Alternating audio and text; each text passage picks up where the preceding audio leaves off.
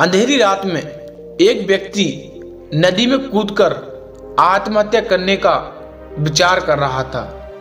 वर्षा के दिन थे और नदी पूरे उफान पर थी। आकाश में बादल घिरे थे और रह रहकर बिजली चमक रही थी। वो शख्स काफी धनी व्यक्ति था, लेकिन अचानक हुए घाटे से उसकी सारी संपत्ति चली गई थी। उसके भाग का सूरज डूब गया था। चारों ओर निराशा ही निराशा थी और भविष्य नजर नहीं आ रहा था। उसे कुछ सूझ नहीं रहा था कि क्या करे।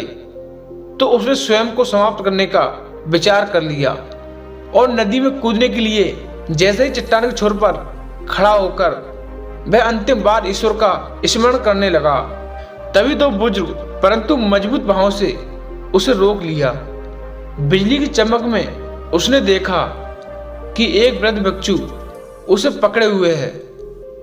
उस वृद्ध ने उसे निराशा का कारण पूछा और किनारे जाकर उसकी सारी कथा सुनी। फिर हंसकर बोला, तो तुम ये स्वीकार करते हो कि पहले तुम सुखी थे? सेठ बोला, हाँ, मेरे भाग का सूर्य पूरे प्रकाश से चमक रहा था। सब और मान सम्मान और संपदा थी। अब जीवन में सिवाय अंधकार और निराशा के कुछ भी शेष नहीं रहा। वृद्ध फिर हंसा और बोला, दिन के बाद रात्रि है और रात्रि के बाद दिन। जब दिन नहीं टिकता तो रात्रि भी नहीं टिकेगी।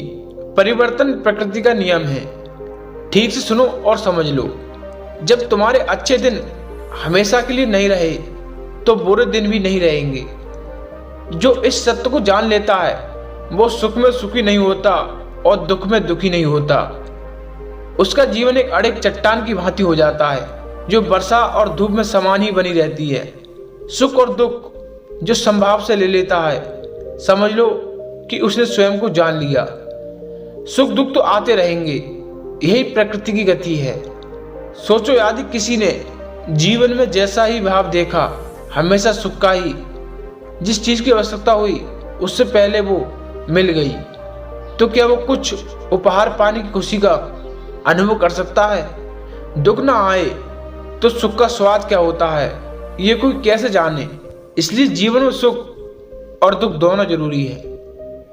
जो इस शाश्वत नियम को जान लेता है उसका जीवन बंधनों से मुक्त हो जाता है।